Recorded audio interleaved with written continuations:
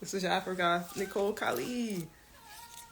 I am back again, here to show you some updates with Rock the Diaspora, with myself, with my designs, because I'm trying to customize clothing as much as possible. I ordered this Ankara print dress from Nigeria. It was long sleeves, but now I chose to make it a sweetheart neckline, but it is not quite working out, as you can tell, the way that I intended. For several reasons, right? The stitching came undone right before I went live. That's fine. We also have more weapons from Africa. We're trying to get close to our roots and shout out different ways we can defend ourselves. Homeland defense, right? Homeland security. This is Nisaya. This means Women's Chronicles are Awakening in Arabic. This is Tariq. Some of y'all might know what that means, but I'm not going to spoil it for you. Both of these are popular names in the Amma, or the Muslim community.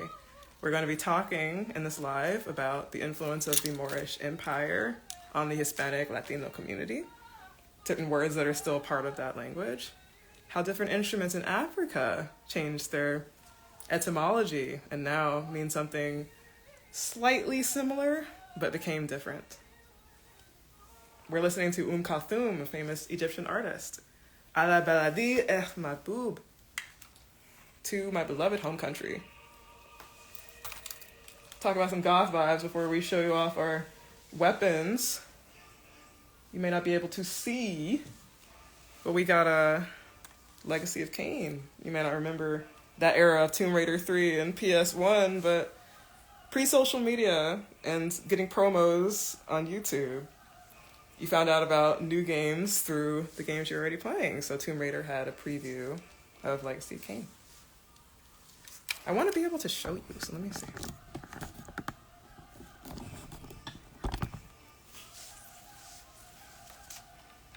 Incredible game.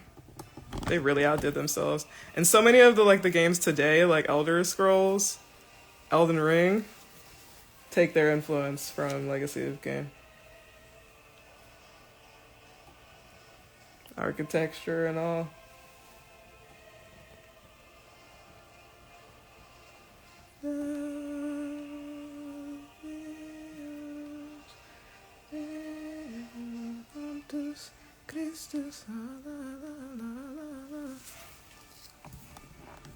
Raziel is the main character of Legacy of Kain.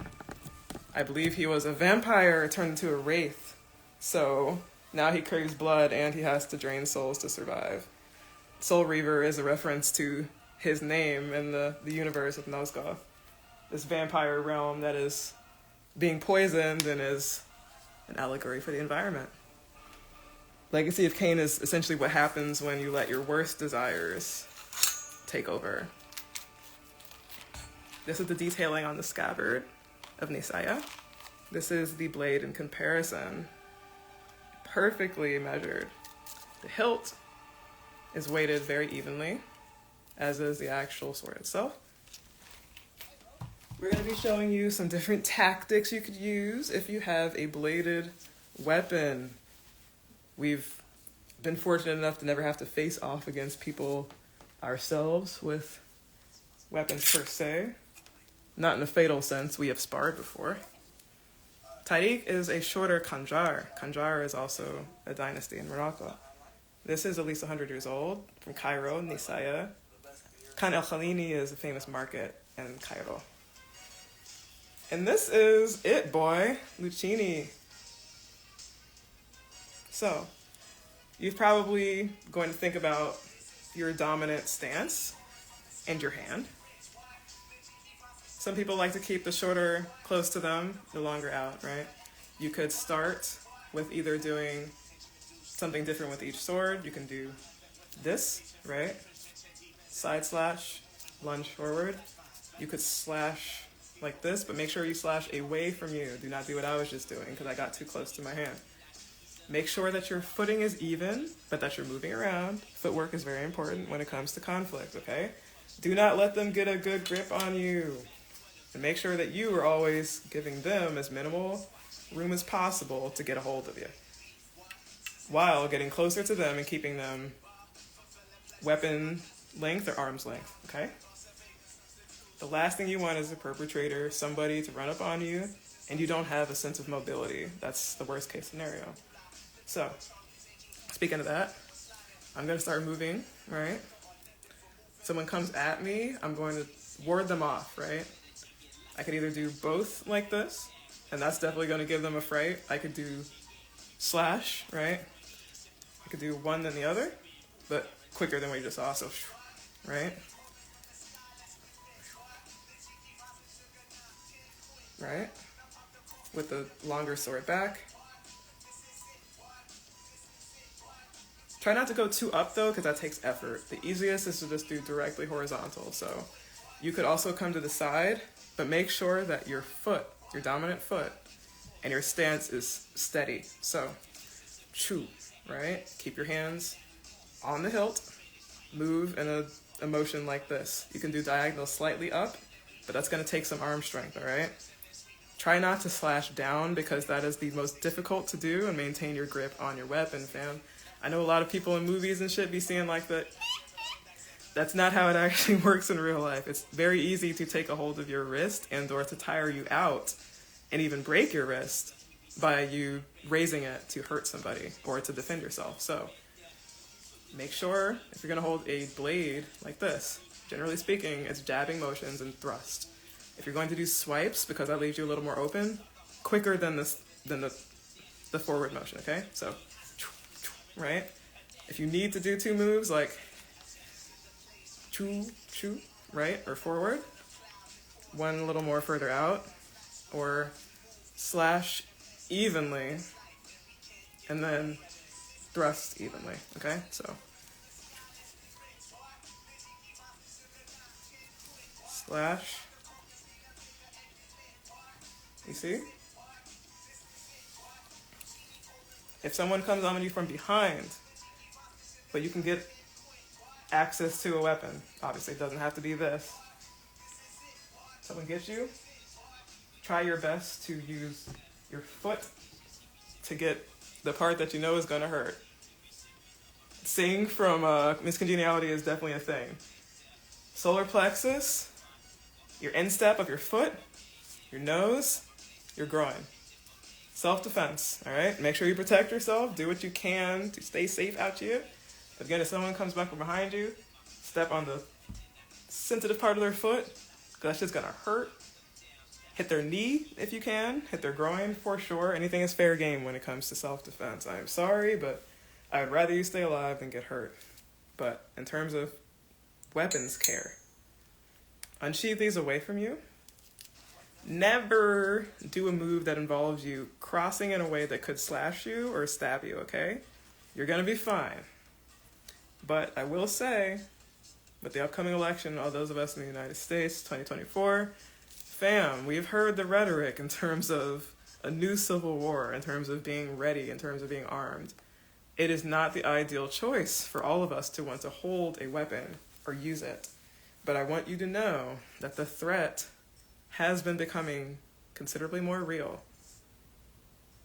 So learn some sort of defense, be able to apply it in a real life situation, and get a little more comfortable with doing this, okay? Choo, choo, choo. Right? And then, of course, like, you're not supposed to twirl blades, but who doesn't love twirling a blade? We're listening to the soundtrack to Trigun. The wind blows toward the future. Kaze wa mirai ni fuku. Yeah, I'm so sorry, y'all. I really thought the design was going to hold up, but I went live before and had technical difficulties / trolling. So I bust out the dress, literally. I'm really happy about this Ankara, though, I will say. I'm going to show you my possible alternate idea because I have an event, Sights, Suits, and Spirits in DC on Sunday with my fellow Afrogoth friend / model, Joel Bernola, the One Shinobi. They invited me and I decided that I was going to rock an ancestral print. I am of Nigerian ancestry if you go back. Hausa. We'll be talking about my own connection to the Muslim community, even though I didn't convert to the faith, just simply an ancestral memory type of thing.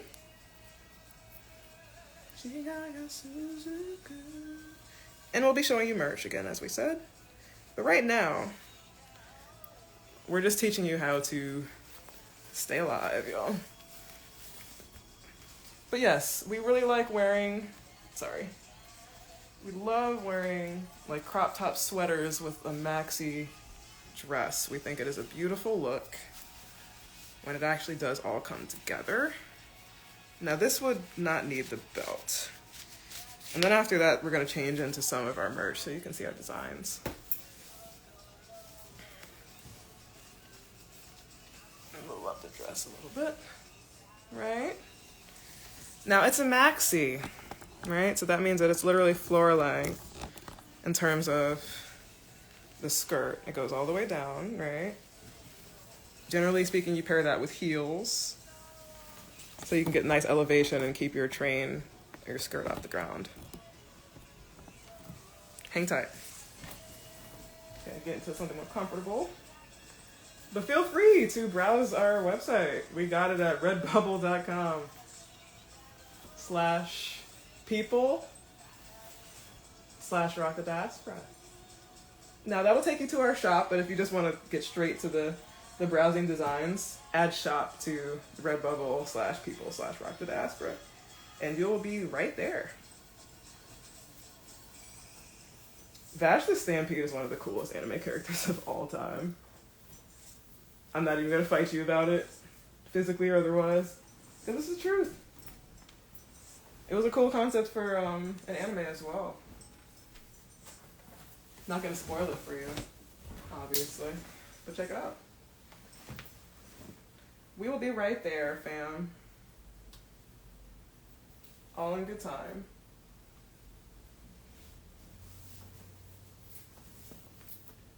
Do you like military jackets, fam? Victorian era style clothing? If so, you are in luck. Because that is exactly what we will be offering as soon as we update our website. Many of the designs are just basic activewear, streetwear, you know? Elevated fashion, more formal gear is not necessarily available. So we're going to make that ourselves. That way, you have even more options than what's on our customizable, but not owned by us site, right? Thankfully, we can just upload stuff that we personalize and then send it to you. We're really thrilled about that. Taking custom requests for merchandise, for gear, for making you feel like your best diasporic self. You are incredible. You deserve the props, fam. And much like Sergio Mendes, rest in peace. The diaspora, the black peoples out there are timeless. We are absolutely beautiful, incredible. This is Samba de Bansal. Other popular songs on this album and by Sergio. Mais que nada. On this, he collaborated with Black Eyed Peas. It was amazing.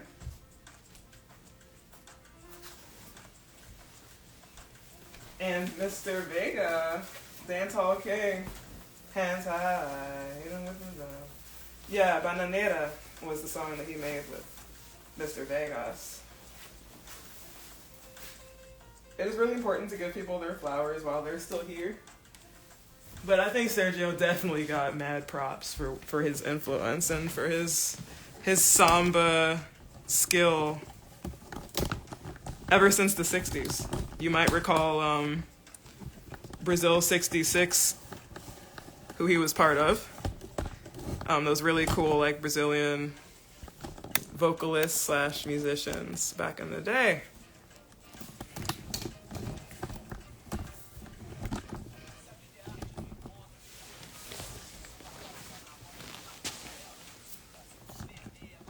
Sorry, I don't want that frame in the back. Perfect. Okay, we're really working with something here.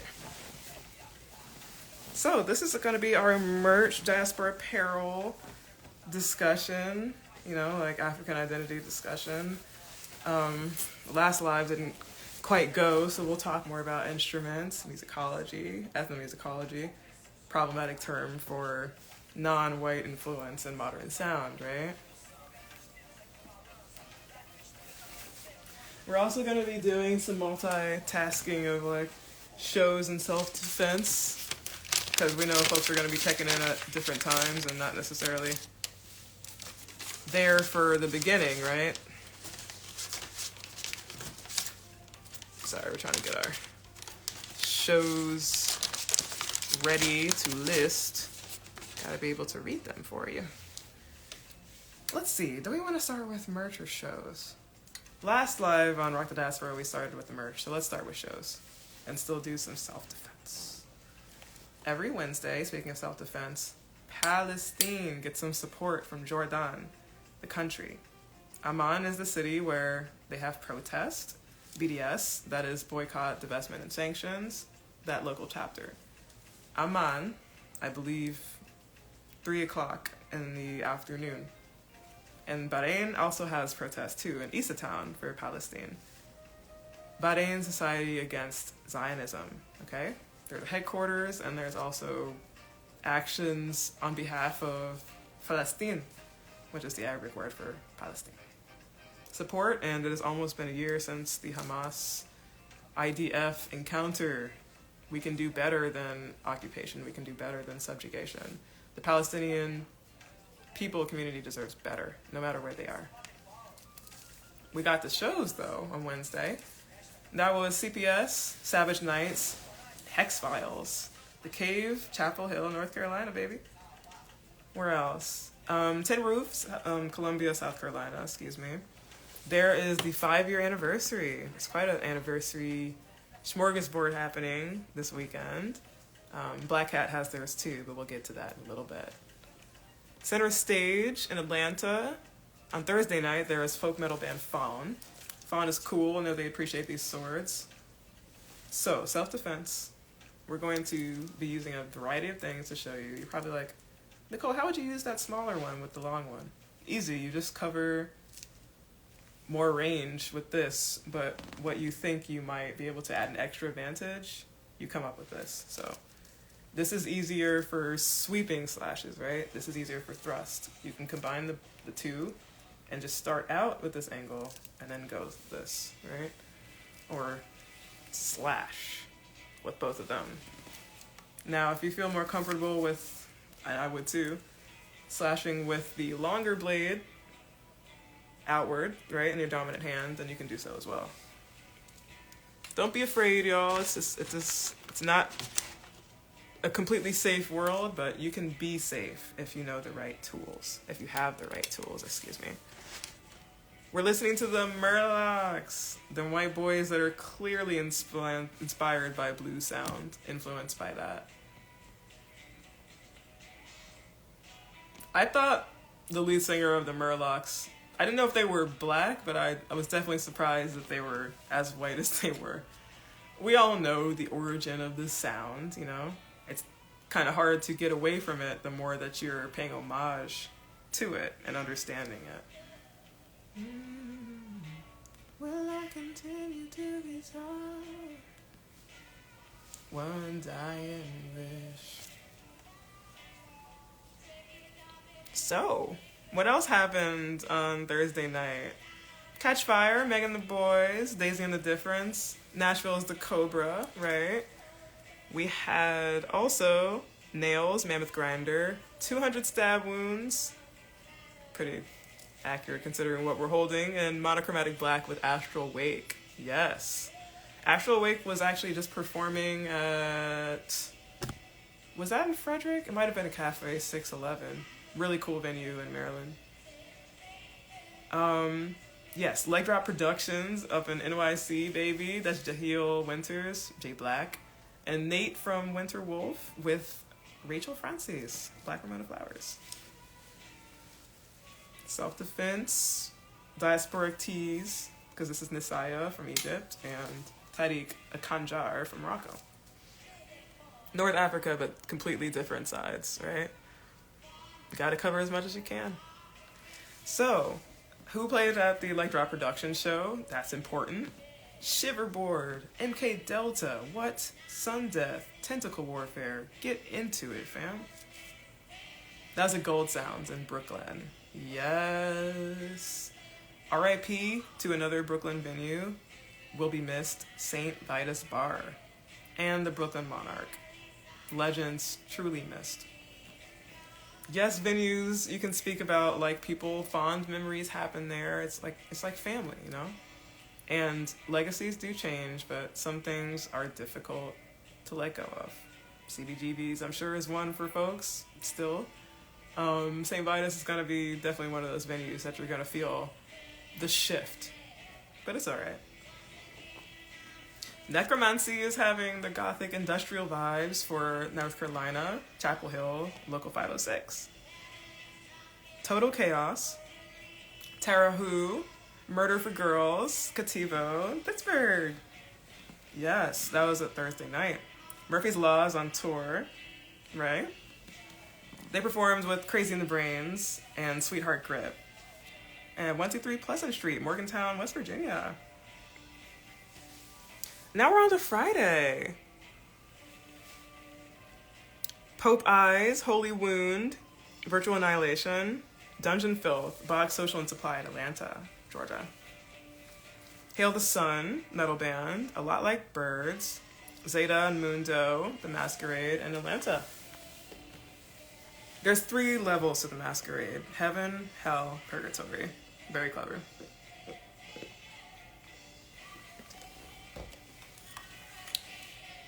The song is called Control Freak by the Murlocs, if you like it. The album is called Loopholes, I forgot.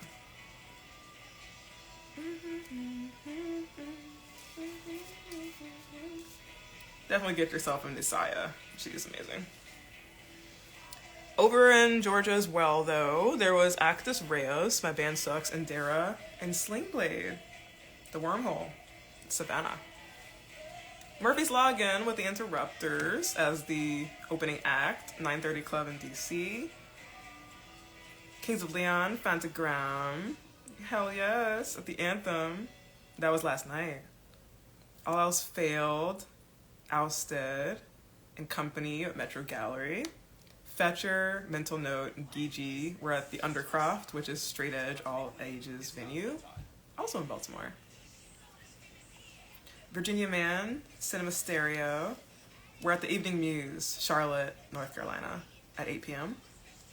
Blood, Pets, May Rio, Purgatory. So that's in Brooklyn, right? And NYC. I believe that's in Bushwick. Oh, my bad. I just realized that there is a commercial. Y'all probably don't want to hear that.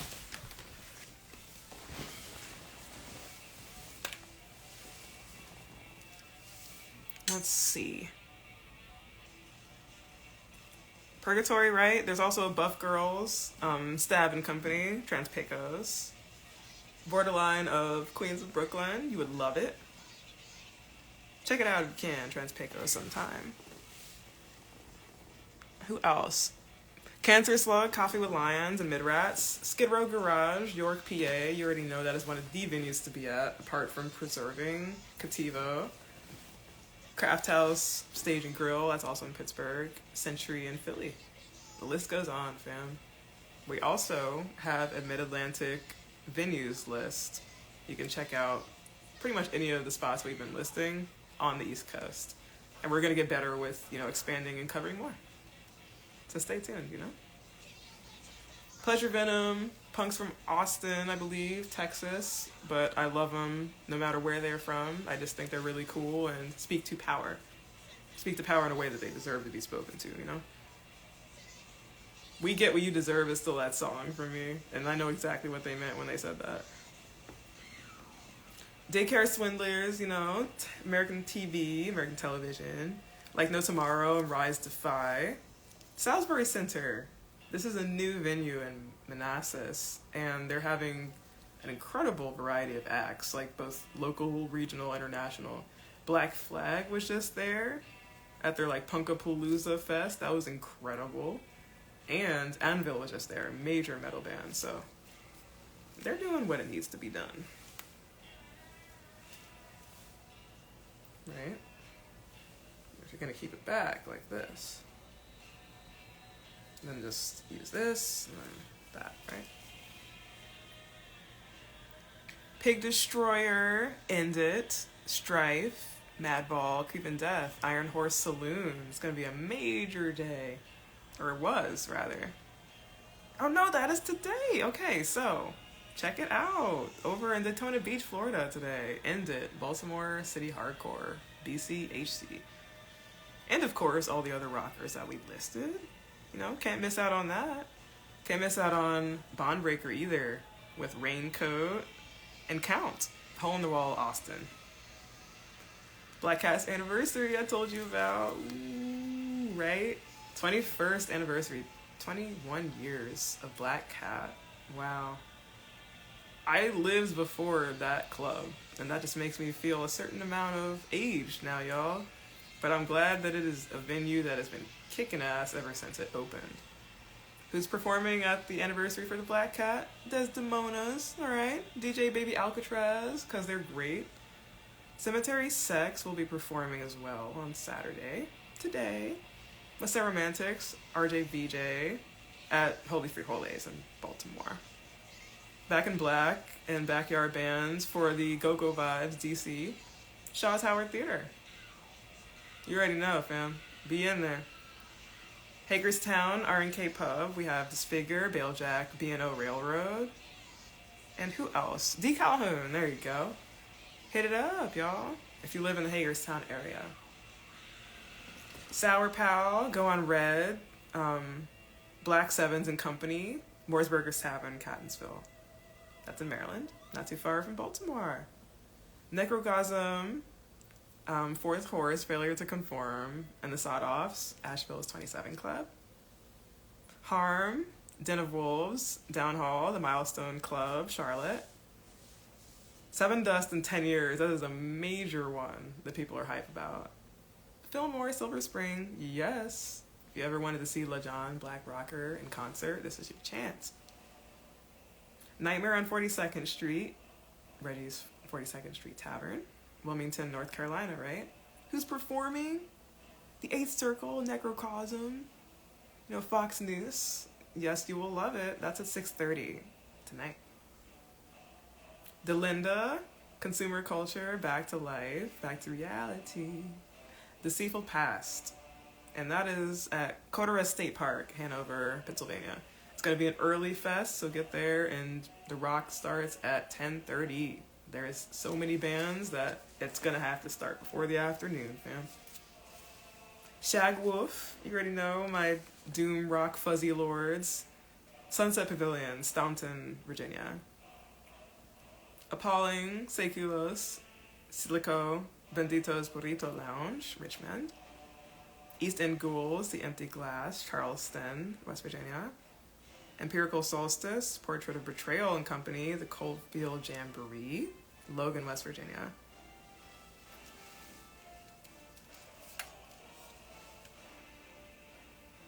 And we might be on Sunday now. Yes, we are. With the Chalamets. 5th District and Company at the New Cross Inn. That's in London, England, y'all. Barely Human, That Kid, Crowbar, Tampa, Florida. The Black Pumas, all my favorite colors, yeah. Tabernacle at Atlanta. Andre 3000, speaking of ATL, is going to be in Austin City. Well, Austin City Limits is the venue. With Sudan Archives, who is an amazing violinist and musician. Very cool team up. Echo Beauty Terror, right? Switchblade Porter, Emma Rath. Wax Atlas, Baltimore. Experimental Sound, 8 p.m. tonight, or Sunday night, don't be late. Streetlight Manifesto, the Fillmore, Silver Spring. KK's Priest, Accept, Tally Hill Theater. I love it. Walk the Plank, The Age of Ruin, Amanita, Constituents, the Salisbury Center, again. My Blood Dance, Shovelhead AD, Path to Exile will be at Another Round Bar and Grill, Richmond. And then there's an open electric jam every Sunday in Brevard, North Carolina. Khazad-dûm. Now the dwarves have a new theme than the one from Peter Jackson's film. So we can actually start this track over. Let's run this shit back.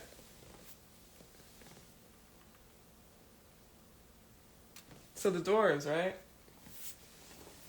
Their language sounds like them. Strong, right?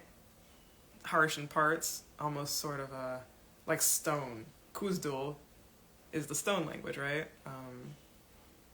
The dwarves are strong and they love majestic environments of nature. The issue is that they blurred the line of loving nature and then extracting from it. And then these natural environments, the mountains that they choose to as their homes, no longer become sacred. They become a source of income, of wealth, right? We're seeing that theme of extractivism and, sacrificing your safety for wealth in the latest season of Rings of Power. I'm not going to spoil it, but if you know Lord of the Rings and if, you're up to date with the current timeline with Frodo and Sam, etc., then you already know, what happened with Khazad-dûm. But you're also realizing how much has happened in that time to the environment, right? And the results of the different actions made during the war against Sauron, right? And that's still ongoing, right?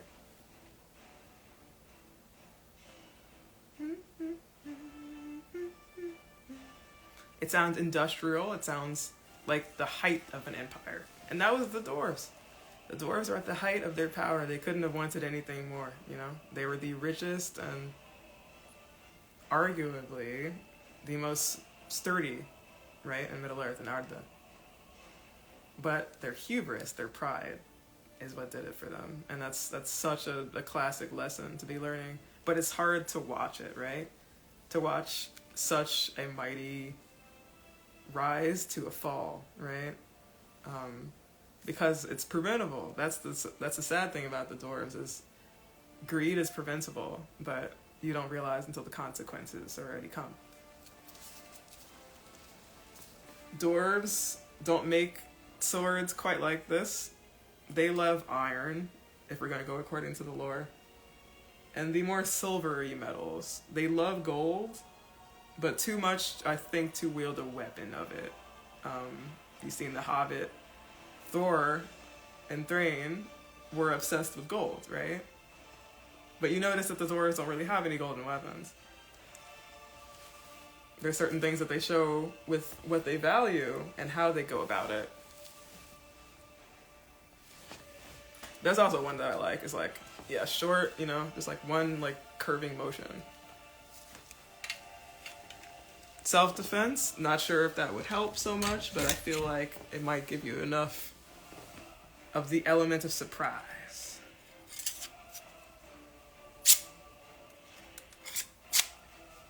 Safety and for protecting your blade, always make sure you sheath your weapon properly. I do not do that. Nisaya's scabbard, thankfully, is a little easier to tell from the outside. Oh, very cool. Yeah, it's like this. That's better.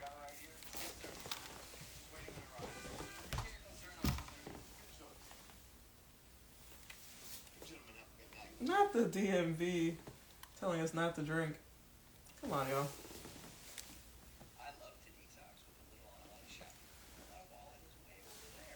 Oh my god. This is not what the ads, I gotta say, they're really getting more oppressive all the time. It's like by the time I could skip, there was no option. So, we covered the shows and the protests. Now we're gonna get into what we were talking about on last live before someone trolled us. 3 things. Why is Moorish influence, right? Why is North African influence, Morocco, Tunisia, important? Well, if you recall, they were in Europe, they were in Portugal and Spain for almost 1,000 years, right? Over centuries. The intermingling of Muslim, African, like West African identity, from Senegambia to Ghana in some cases, certainly Sierra Leone, led to a hybridization of identity and of language, right? Now we have palaces like Alhambra, which are clearly in reference to, the North African, mosques, their minarets and their intricate tile patterns and window designs, Spain now looks like a snapshot of the places, or the people, right, the people and the places that they were occupied by. Moroccan influence is still extremely present in Spain in so much of what they do, that it makes it kind of an interesting nuance and double-edged sword when you think about then the migration of those same conquistadors, right? Those same occupiers and colonists who have themselves been occupied by, the Moorish empires, the different sultanates there. And it's almost as if it's sort of a sense to prove, or rather to show that you can also be the aggressor. You can be the one that goes and conquers land. I wonder, still to this day, if Spain had have taken the same route, or would have, if it wasn't for, the Moorish occupation of the Iberian Peninsula. Again, questions without answers, but you gotta wonder, would history have turned out differently? And the answer is, I'm not sure. Perhaps Spain would have decided to be conquistadors regardless of, the Moorish influence and them clearly taking over Spain. This is Dark Phoenix, by the way, really cool. We're going to be showing you some merch. We also did that on the last stream, but we didn't manage to save that one, so it's fine. This one will be better. We did manage to find out that the Kora is named Nyatiti in Kenya by the Luo, and the Obokano by the Agusi, right? But the Kora has 21 strings, and the Obokano and the Nyatiti have 6 to 8 strings, right? That is astronomical, less than half of what the Kora. The Shalam is a Chadian or Nigerian instrument. The bidam is also very relevant to these traditional styles. Kora is a traditional classical instrument from the Mande. They can be found in Gambia, in Mali, and Senegal as well. The Ilugangan is the official name for the talking drum. This is Nigerian from Yoruba land, right? Many of us descend from, the Yoruba and from Nigerian people, Naija. So this whole ensemble is a diasporic ensemble, right? The guitar being the most modern and in the front, what we would associate with rock, right? Not so many people realize that they should associate the shalam, the kora, the talking drum, which was banned on plantations but still gave us that very deep, expressive sound, and the nkonting. Now the banjo is the baby of the nkonting, right? From Cameroon, etc. But language and etymology changes, like we told you. So what happened? Well, the banjul is the wood for the neck of the banjo, right? The bangol is the instrument itself. So what African Americans did was simply combine those two words, a portmanteau, so that it would be easier to remember. And since Black people were already struggling with remembering, right, their roots, they would just combine different meanings, right? And combine different words to mean the same thing. We're listening to Tanariel, one of my favorite artists, definitely killing it. Tugfather is a really cool, cinematic boudoir photographer. They directed this.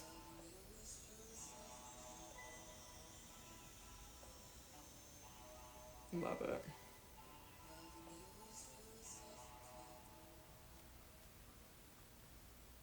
They're so visual.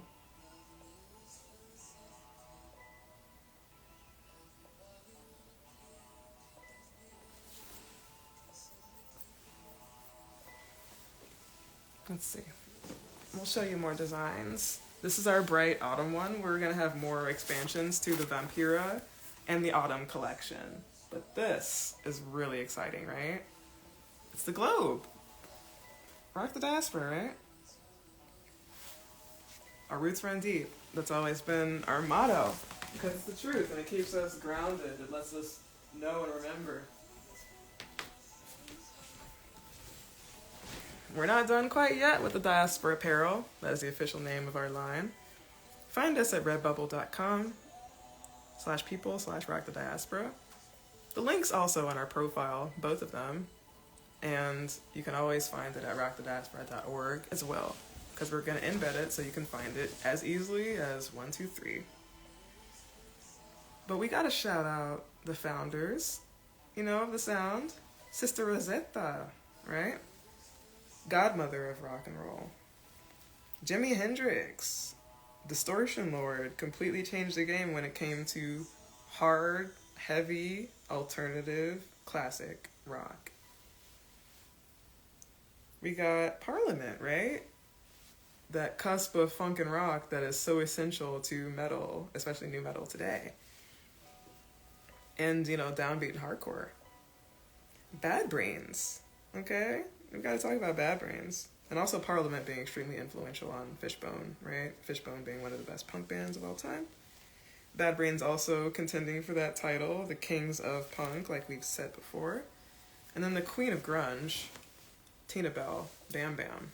Songs to Know, Heinz 57, right? And Ground Zero, the more popular one everyone knows. Vampira is our shout out to Afro Goth, being one ourselves, and just not feeling alone in this scene that we clearly all thrive in, right?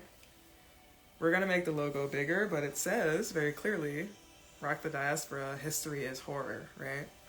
It's getting us to embrace without shame, but also with a sense of gravity, of seriousness, what happened to the diaspora, what brought us here, not just to this space, but to this moment, right? And what it's going to take for us to be in solidarity with each other. Yes, absolutely. History is horror, but history can also be regrowth. History can also be rewritten so that a better story is told later and not rewritten in real time, We have to be the authors of our own histories, and we have to decide what is being told through our actions. We decided through DiasporApparel that we wanted plus size, all sizes, people we knew and people we didn't know, to be confident, to be happy, to be proud of being African, and artistic. Not the diaspora is always going to stand up for people regardless of their creativity, right? But since we're going to talk about rock, the actual sound, what led us to do this collective, there's definitely a sense of reclamation that needs to happen, right? The reason we educate people on, like Sister Rosetta, Little Richard, etc., is because their impact is still so underrated, people don't understand. And that's okay. There's time to learn, But it is disconcerting that so many people that are my age or older still have no idea, really, what Sister Rosetta, what Sister Girl Riot did, right? You might have seen some of our posts with Maya G, right, with Honeychild Coleman. They are half of Sister Girl Riot. The other half is Simi Stone, a New York musician, and Tamar Kali, yes. I actually didn't name myself from her, but I also thought it was really cool that she claimed that part of herself, that divine blackness that is Kalima. Very cool. We're listening to Sound Frontier and Sapphire Monet, Cat Collin. Sounds like what it's about, you know what I'm saying? And most importantly, Ali is on our team and Sapphire is doing really good shit in music, so they deserve the props. Cats calling, the cat's calling for you. So tell me what you gonna do.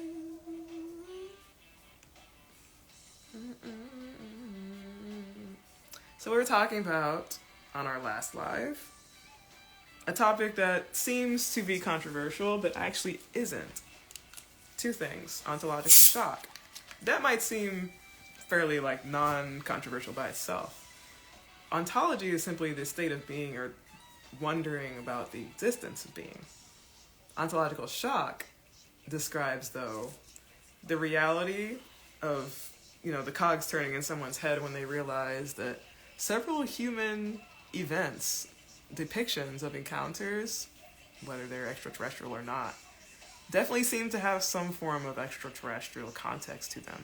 At the very least, some of the Aboriginal cave paintings of Alpiri, 10,000 years old, the Dogon, and Africa and Mali, right, who have very explicit knowledge of space and the star system. That simply just could be great astronomy, and we can't argue with that. But ontological shock is considering the possibility that there is no other explanation apart from UAP's unidentified aerial phenomena or an encounter for certain events, right? And I can concede that. The issue is ontological shock, without getting too much into it and being redundant, also means preparing for a preloaded perspective, right? What does that mean is that several people who are Christian are the reason that past encounters may not have actually been seen as they were. You can imagine if your only real lens is that of faith, right? Seeing something that is outside the norm, you would probably try to put your religious view on that being or that occurrence. So if you were to encounter a being like me, for example, with these, but they actually were like not just accessories, they were a part of me. The way that Ashokas, are part of her. Then you might attribute me to some form of demon or evil being, right? Through your faith, you've already made the conclusion that I am something to be feared. But more importantly, you assume that you knew, right? The CEO of the Soul Foundation, several officials in government, and then astrophysicists, etc., who were looking for answers as to whether we truly are alone or whether we need to search further for life, are considering the possibility. We're just considering it. But it's difficult to know when to stop digging, because I understand why David Grush, the whistleblower, and many other people that are part of this effort to research unidentified phenomena and to look back on history. I understand the only worldview being that of religion, because I lived that. I also was in a tough predicament of understanding that things were happening outside of my belief, but not being able to see it in any other way. Are there any particular events in human history / encounters that you might have had that you're like questioning or just wondering, like, what was that? I've had several, but I don't always discuss them.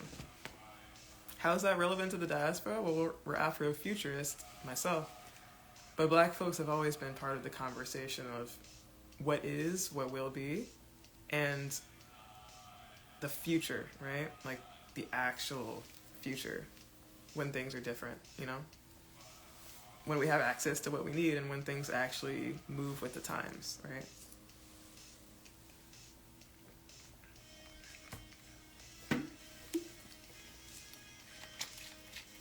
Both the Soul Foundation and the European Space Agency have made it very clear that they believe in the existence of life, both visiting this planet and on exoplanets, etc. It's a matter of understanding what we could find as we journey through the deep reaches of space with Euclid. Euclid is essentially a voyager on our behalf, seeing the unexplored cosmos and taking a panoramic photo so that we can all see just exactly what is out there. It's the first time that we've ever gotten that much of a multifaceted panoramic view of the universe. It's very exciting, but it also leads you to understand, okay, yeah, this is NPR's like most badass performance, I don't think that they ever had a mosh before Soul Glow.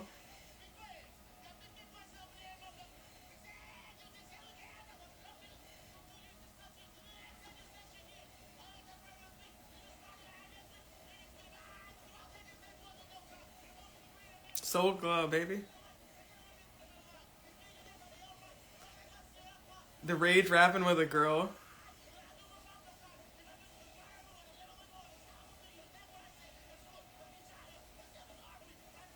Goes so ham.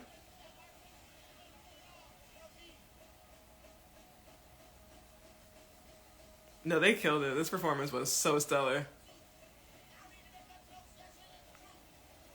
So DiasporApparel is live. We have our rock the Diaspora design in the back, you know? And then on our crop top shirt. What kind of fashions do y'all like wearing? Because I'm happy to accommodate.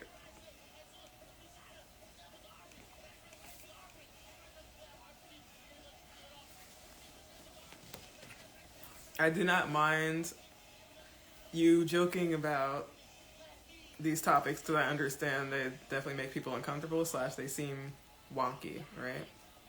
But just consider that several someones left their government jobs and still have the respect of the scientific and political community to pursue the research around the Soul Foundation, which is the declassified files, right? And the detailed reports of what was seen and the footage, right? Not all footage is worth, disseminating or going through. Like, I agree with them on that. But there's some stuff that's worth digging into.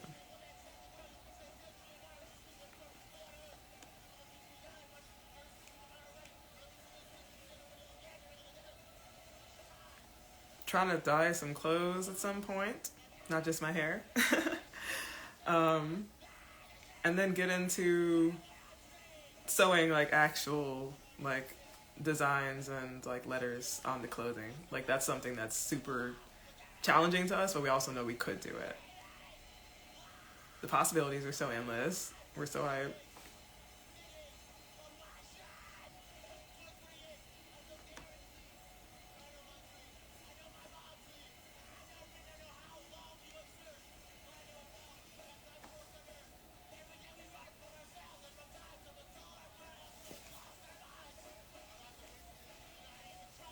I cannot wait to see them live at some point.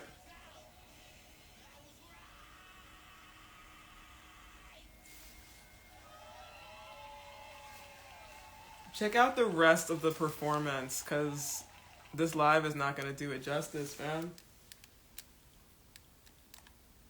We also want to listen to some more stuff on the playlist. This is Dark Matter Eyes by Death Bar Thani.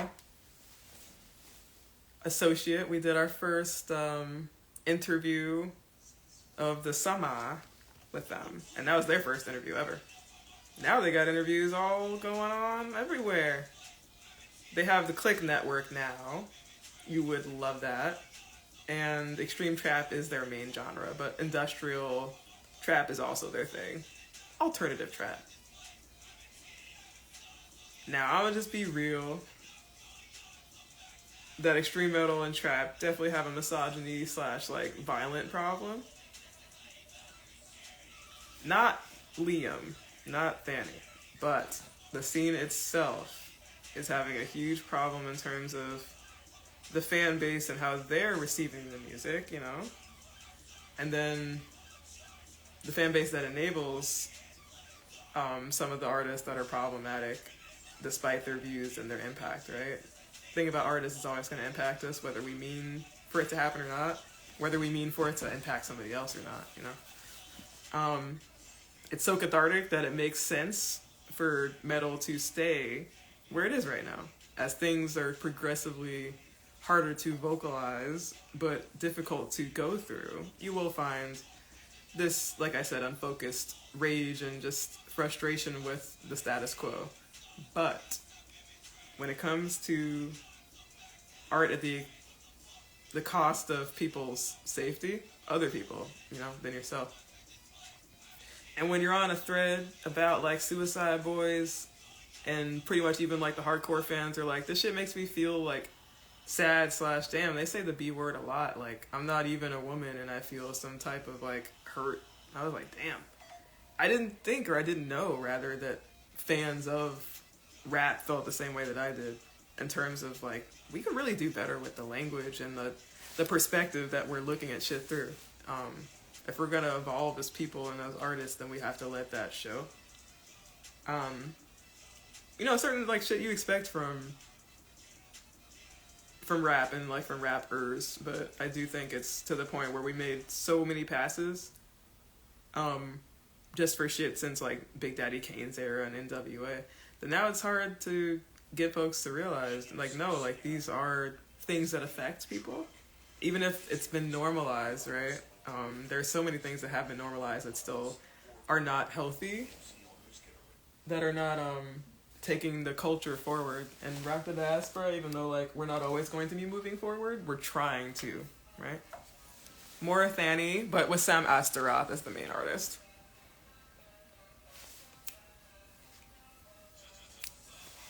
Now, Thani earned his props, and he also won the Stage Zero competition put on by Riot Music Agency. Very good shit. I know good things are gonna keep on building for them, and they will. They should, you know. They put in the work. But it's also to say, yeah, I do think that, and not calling them out. I think that rap's gonna definitely go through a reckoning with how many people have been like called out and dethroned. We don't even have to get into Diddy. That's happening with several artists that used to be beloved and famed for their contributions, but now we're being more objective and not just subjective and like, well, I like them, so, well, your liking them doesn't have anything to do with their impact though, right? Their impact on you is that you like them. Some artists' impact is that people are genuinely harmed and brought down. So, you know, we got to do our part to make sure that we're being authentic to ourselves, but we're also being authentic to people's truth as well, their feelings.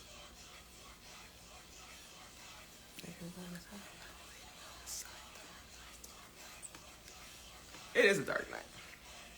This makes me want to get my sword. Dark nights.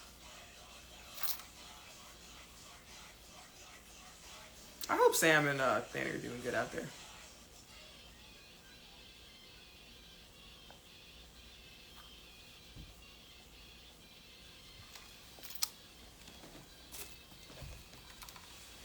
Sam Astaroth and Death Bar Thani. Hit him up. The last track before this was produced by Cesare.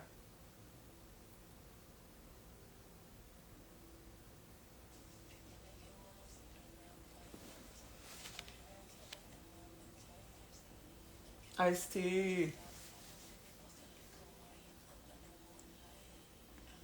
Ace, ace, ace.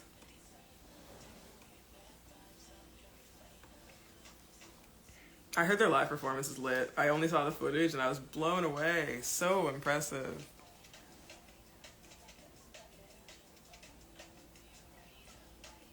I do like the drum and bass garage influences on pretty much all of their music. They're the perfect mixture of like liquid funk, like house, rap influences. They're really filling a void right now.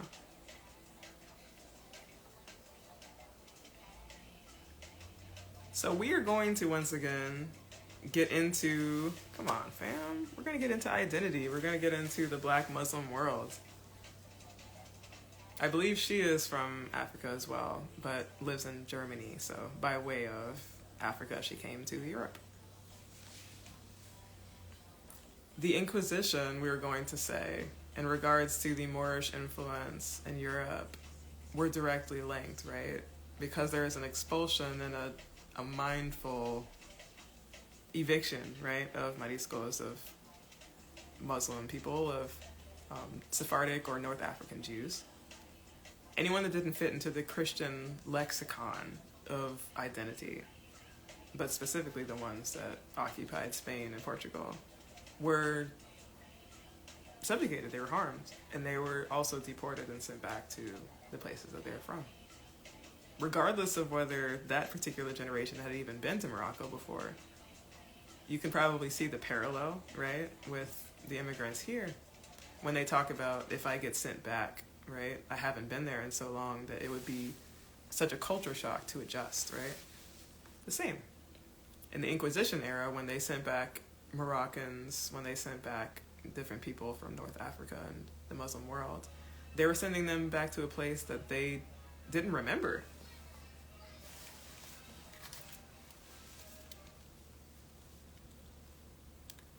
Oh, is that the rest of the music?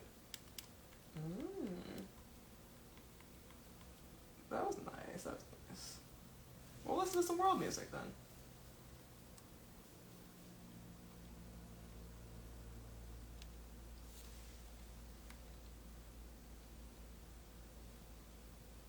World music, world music. Okay.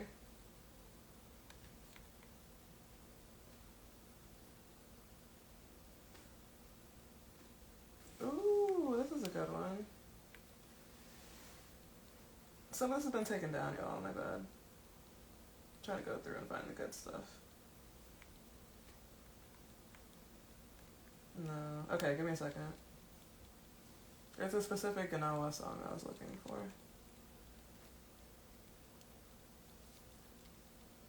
How are y'all doing? It's good to talk to y'all. Always will be.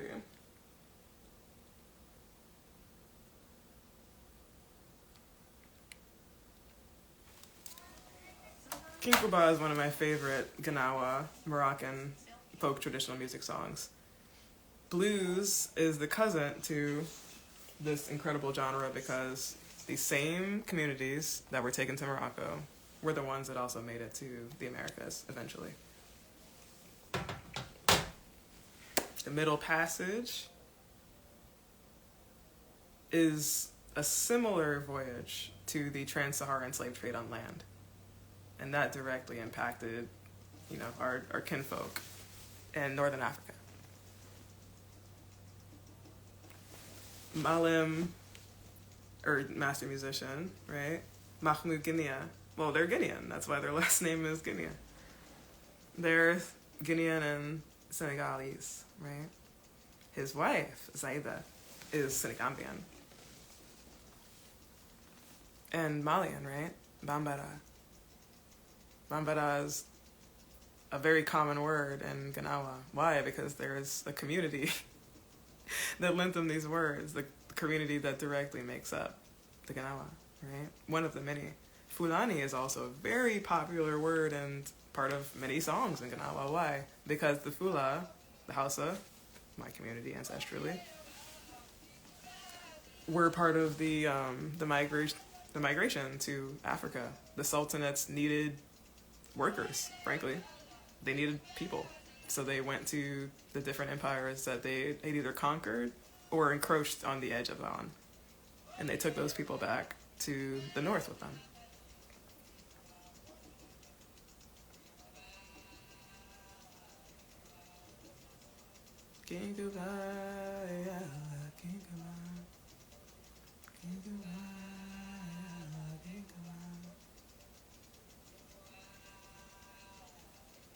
Some really cool Ganawa artists. Mohamed Edeba, we've covered them in an artist spotlight. Rest in peace to Hasna El Bacharia, but she's another.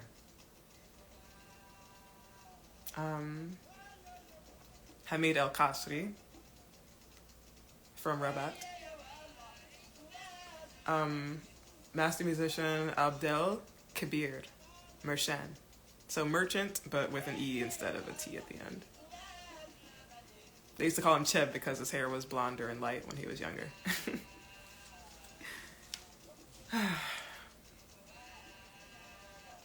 If I sigh like that, it's because as African people, we're a living memory. And so many of the folk traditional customs that we have, past the generation that knows them, there's no one left to really teach.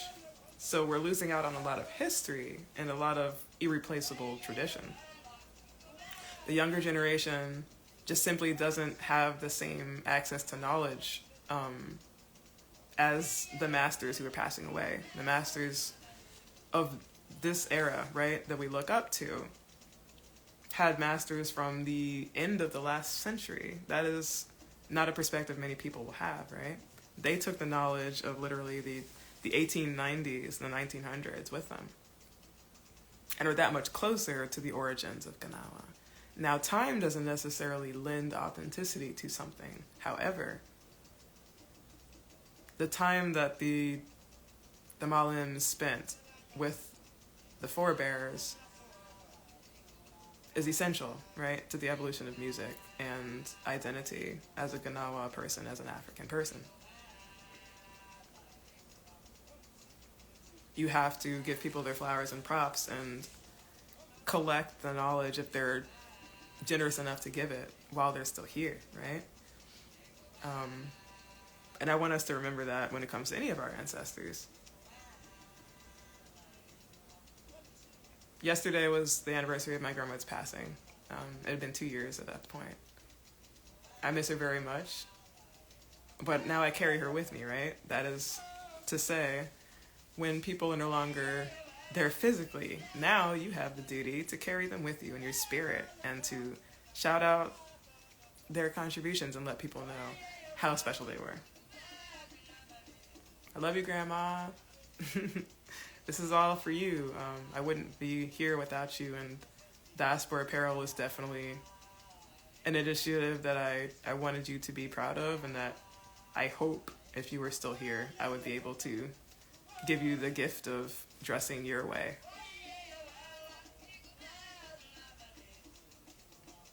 You taught me to dream, Gran and Grandma, and I will keep dreaming. It is late though, so I'm actually going to have to start dreaming for real and getting to sleep. But let's stick around for about, 3 more minutes?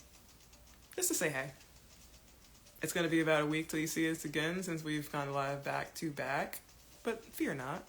We're going to be here talking about stuff like we always do. Next time, it'll be trivia, so you get your chance to win free DiasporApparel. That is right, y'all. Long time in coming, right? Since before Black Rockers United, I always wanted to have a collective dialogue about what we can do as a people to progress in an artistic sense, but also a socioeconomic sense, right?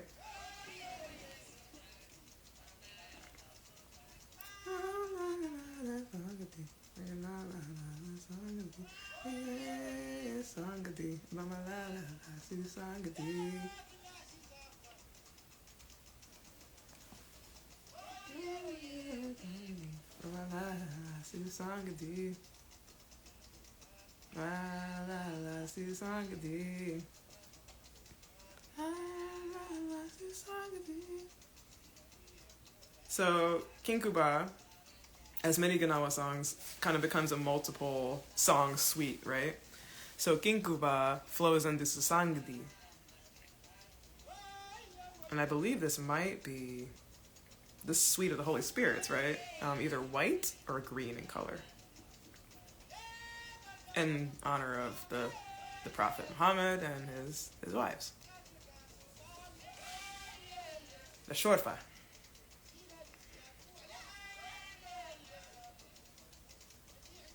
There's different types of spirits in Ganawa, right? The Shorfa are simply just the ancestral recalls, the hearkening to the spirits of the Prophet's family and the Prophet himself. The Black Suite represents the spirits of the forest and of the Black guardians, Lala Mimuna and Sidi Mimun or Baba Mimun. Lala is the guardian of the gate to West Africa and Black Sudan. But we're talking about the Western Sudanese Empire, which is modern day Gambia, right? Ghana, parts of Senegal, and Cameroon. All of whom found their way to Morocco somehow.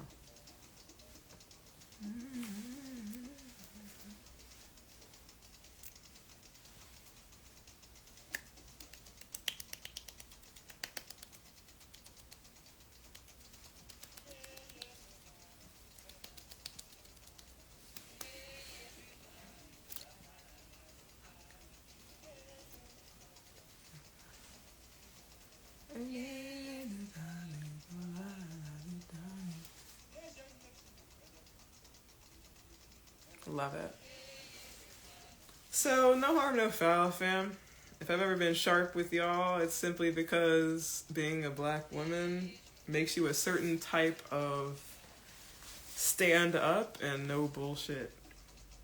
You want to give people the benefit of the doubt, but sometimes you find that you're not taken seriously, so you have to come to people with serious energy. It's not always ideal. Sometimes you gotta do it, though. My bad. Sparkling water is like having constant like carbonation like in your lungs. It's like, whoa. But it sure does taste good.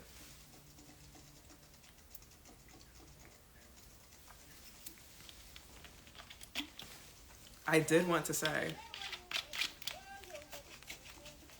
not to make it heavy, tell your elders, especially if they're black, if they're like kinfolk, that you love them. If you don't know them, or if you just see them out here and you have an inkling that they need to hear that they're necessary, that they're cared for, let them know. I was on the bus earlier to get home, and I saw an elderly black lady that reminded me so much of my grandma, and I was just instantly happy, because I was like, here is an elder that is just out here living life, you know? It wasn't 2 seconds after I was thinking that she gets on the back, you know, of the bus, because it's just easier, you know, to get a seat. And she pays, but before she can even get a chance to pay at the back entrance, someone tells her that she can't get in there. I look, and it's this white guy with this inflated sense of authority over her. To which she says, like, no, I know how this works. Like, that's why they have a pay, like, machine at the back, too. I was like, no, touche. If you know how shit works, then don't let white people intimidate you. If you are a black elder and you're just simply trying to get home, you don't want to be called stupid just for doing things a different way than what is expected, right? I think many times African/black people get a bad rap for doing things ignorantly, right? Or just being stupid because we don't go about it the same way. She was hurt by that. I could tell. She was hurt to the point where she went on a rant, frankly, and said she was, frankly, 60 years old. And I was like, yeah, like, you've been through enough. And she knows well enough to not be told what is what by somebody that doesn't understand, like, basic transit in front of them, right? Because the pay machine was right there. And I was like, how dare you call her stupid? Like, when you don't even understand how this shit works. Like, you don't realize how much you hurt her. And the worst part is, y'all, he didn't even apologize.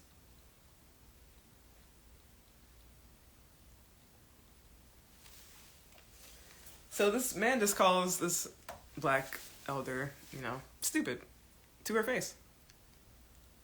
What makes it uplifting before I go, though, apart from the fact that I could just tell her that she deserved to be talked to, she deserved to have someone say, like, no, it's okay to make a scene. If you're being disrespected, then that is what you have to do.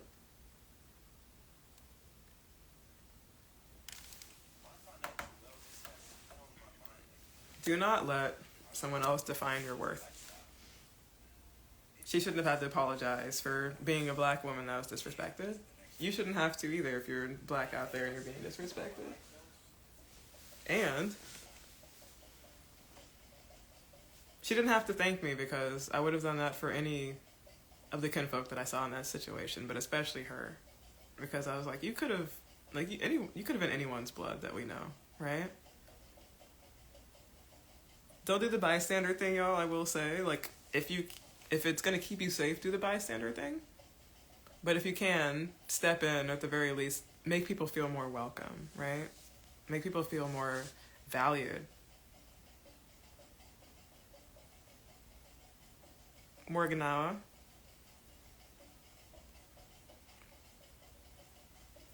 Simple actions like just checking in on someone and defending them in situations like that racist one makes a world of difference.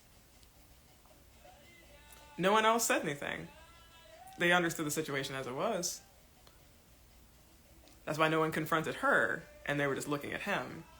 But she still needed support. it was just have that happen, and then no one, not even the bus driver, like step in and say, hey, like, you didn't have to harass her like that. That's why she got upset. I can't tell you how many times that's gone down with me, which is why I was very pensive, and that disappointed me in terms of how much progress we made, frankly, as a society. Here's someone from the civil rights era, essentially born during then, but she's still facing the same problems. I was like, we really need to upgrade. We need to do better. My bad. Snuck up on me. Alright, so let's recap. We talked about ontological shock, the possibility that there is, the reality that there's more out there, and we've had yet to really discover it and make sure it's undeniably extraterrestrial.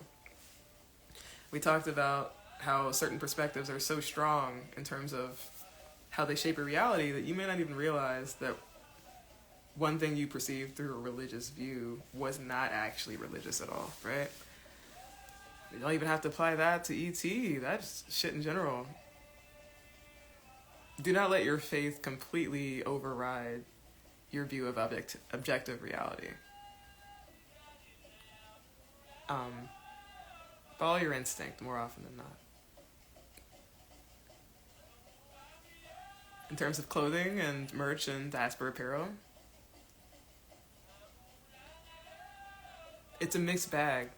And it's going to be a mixed bag if you order stuff from us, in the sense that, like, there's so many designs for you to choose from. But it's a double-edged sword, right? We're really happy about the venture. So many, like, creative designs for all of us to, like, share and thrive in. But it's also, like, we hate for that to be attached to capitalism and making money. If we could, we would give you the merch for free. But that's not the world that we're in right now. So it is fairly affordable if you want to check it out. It's in our bios, both Rock the Diaspora and myself.